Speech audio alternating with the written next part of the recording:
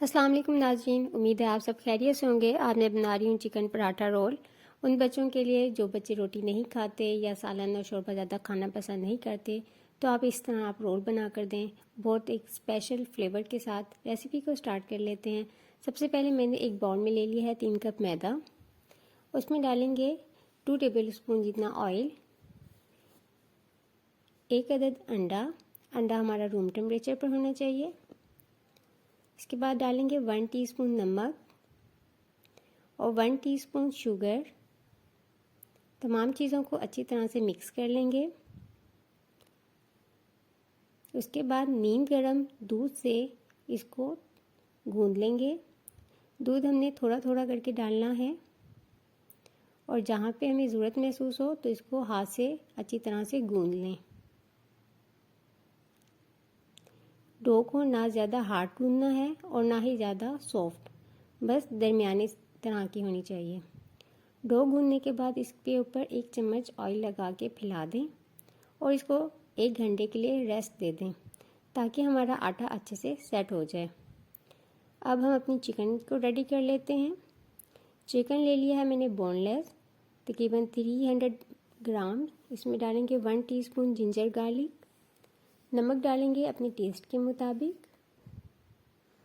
Half tea spoon डालेंगे हल्दी powder. 1/4 teaspoon डालेंगे लाल मिर्च।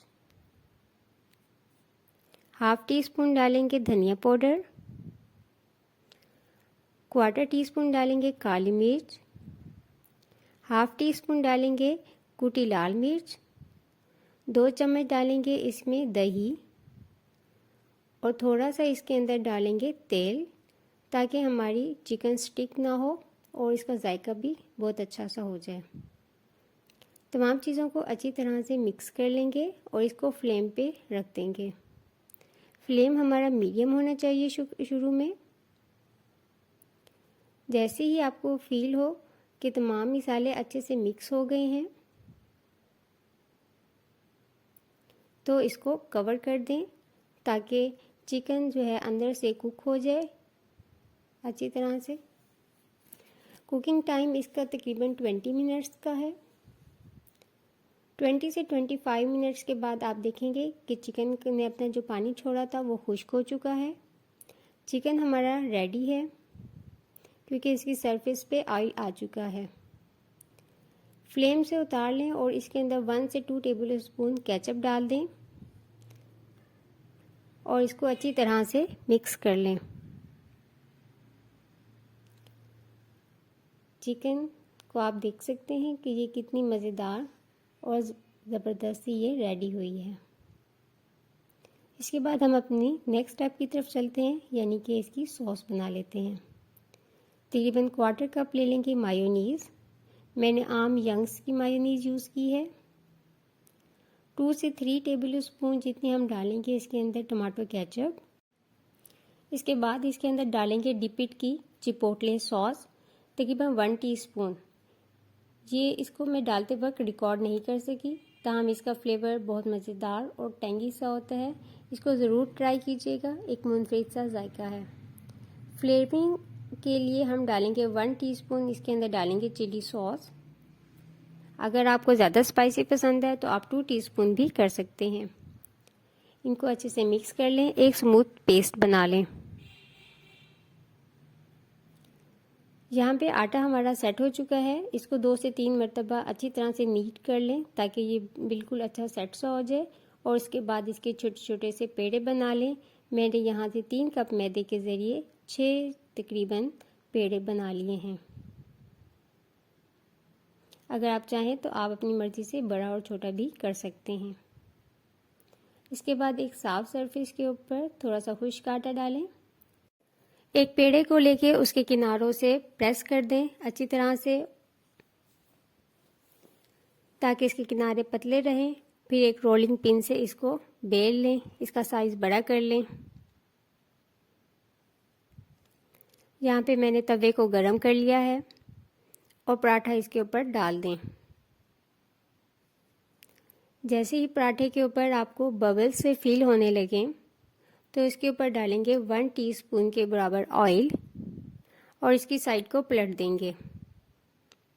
यहाँ पे पराठा हमें इतनी देर पकाना है कि इसकी एक साइड पे इस तरह के ब्राउन मार्क्स आ जाएं। सेम ऐसे मार्क्स दूसरी साइड के ऊपर भी आने चाहिए। तो इसका मतलब है हमारा पराठा रेडी है। इसे तवे से उतार लें। यहाँ पे मैंने तमाम पराठे बना लिए हैं। अब चलते हैं इसके फाइनल स्टेप की तरफ, यानी कि अपने पराठे की असेंबलिंग। तो सबसे पहले एक पराठे पे लगाएं सॉस।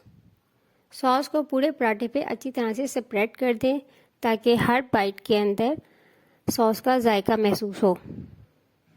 इसके बाद रखें चिकन के चंक्स।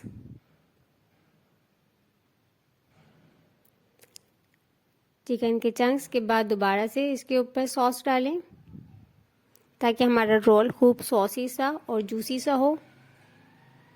अगेन इसके ऊपर टमाटो केचप, और यहाँ पे मैंने लिए हैं प्याज को मैंने पतला पतला स्लाइस कट कर लिया है। इसको रोल की शेप दे दें, यानी कि इसको फोल्ड कर दें। मज़ेदार सा हमारा पराठा जो है वो रेडी है। अब हम इसको बटर पेपर में रैप करते हैं। अगर आपके पास बटर पेपर नहीं है तो आप टूथपिक भी यूज़ कर सकती हैं, लेकिन बटर पेपर से ये होता है कि बच्चों के लिए खाने में आसानी हो जाती है और लंच बॉक्स वगैरह के लिए भी बहुत आसानी से ये दिया जा सकता है और वो इजीली हम स्कूल वगैरह में या किसी भी जगह पे खा सकते हैं। आपको ये रेसिपी कैसी लगी मुझे ज़रूर कमेंट करके बताइएगा। अगर आप चैनल पे नए हैं तो चैनल को सब्सक्राइब कर लीजिएगा और इसको अपने दोस्तों और फैमिली के साथ सबके साथ ज़रूर शेयर कीजिएगा। Thanks for watching. अल्लाह हाफिज़।